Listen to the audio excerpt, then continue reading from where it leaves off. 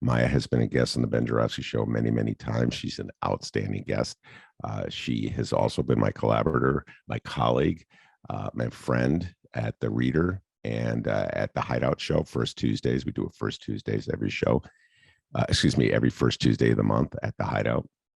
So I'm going to tell you a few things you need to know about Maya Dukmasova and why she is worthy of this great honor that she's receiving. Studs Terkel, shout out Studs Terkel. I'm going to just go down a list of things. She's smart. She's super smart. Like you can tell her something once and she knows it already. That kind of smart. 2 languages speaking smart. Incredibly good at reading complicated literature, smart, like really smart. She's fearless. I'll tell you this about her. This goes back when the Reader staff was organizing a union, and Maya wasn't on the staff, and she showed up at our rally anyway. And that could have potentially gotten her in trouble with the management of the Reader. Like maybe they wouldn't give her assignments. She didn't care. She showed up anyway. Fearless. So much courage in Maya. She's passionate. She truly believes in social justice.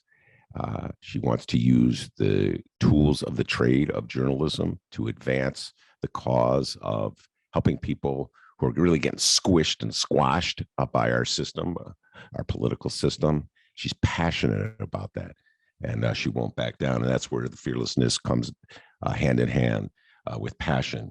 She suffers no fools. She's a regular guest on my podcast. I know this for a fact.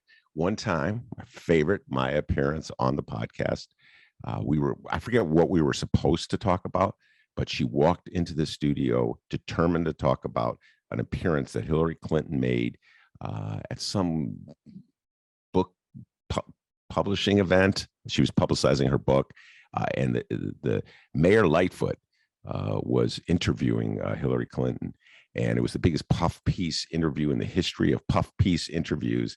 And just Maya couldn't get over it. And it's the particularly opening where Mayor Lori Lightfoot threw a puff ball at Hillary Clinton, and Hillary Clinton goes, "Good question, Madam Mayor, good question." And Maya had a field day with that, pointing out that this was a great opportunity for one powerful woman talking to another powerful woman to talk about, I don't know, power. And how they ducked and dodged it. So she suffers no fools. And the final bit, which is personal, she's full of good advice, most of which is directed in my way. And it can't be easy for Maya, a millennial, and proud of it, to have to deal with an old baby boomer like me on so many instances, promoting our show at the Hideout, setting up guests at the Hideout, getting me to understand how social media works. And I don't know how many times she's taught me how to post something on Facebook that I always forget.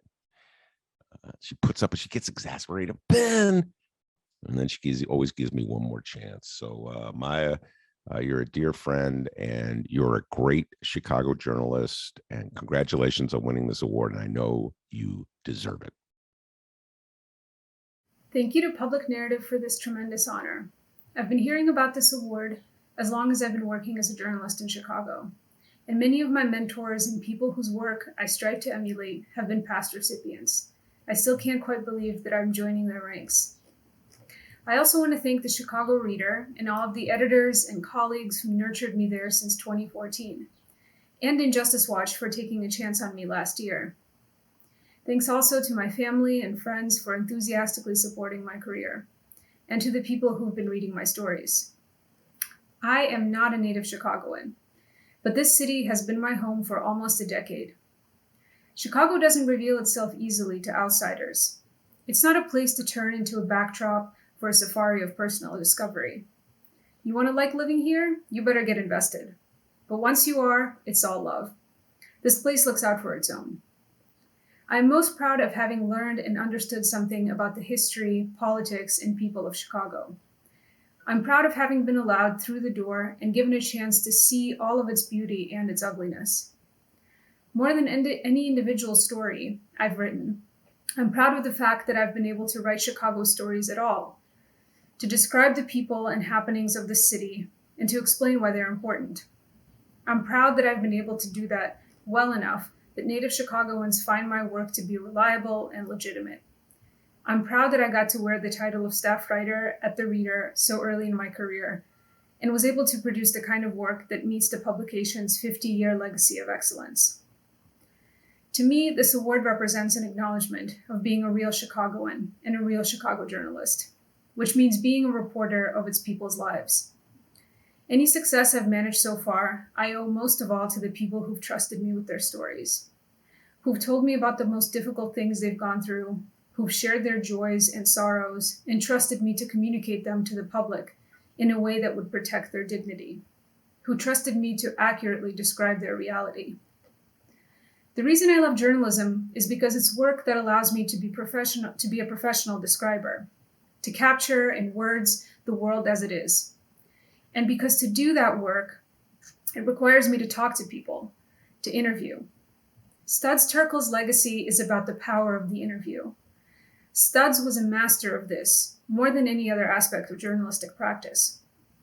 He showed us that it's possible to understand the seismic shifts of big political events, the remaking of landscapes, the force of world wars, through the perspective of individual observers. While much of my work focuses on data, records, studies, and court documents, it is the interview that gives a story its emotional strength. It is through the interview that a reader connects with the issue at the center of an article. It's through the interview that a person can come to see with another's eyes. I don't like the idea that journalists give a voice to the voiceless, because no one is voiceless. It's just that not everyone gets interviewed. The existence of this award is a huge affirmation to those of us who aren't interested in access journalism, in interviews with the big fish, who want to talk to regular Chicagoans and hear what they think about what's going on in this city. And I'm so grateful for this recognition. Thank you.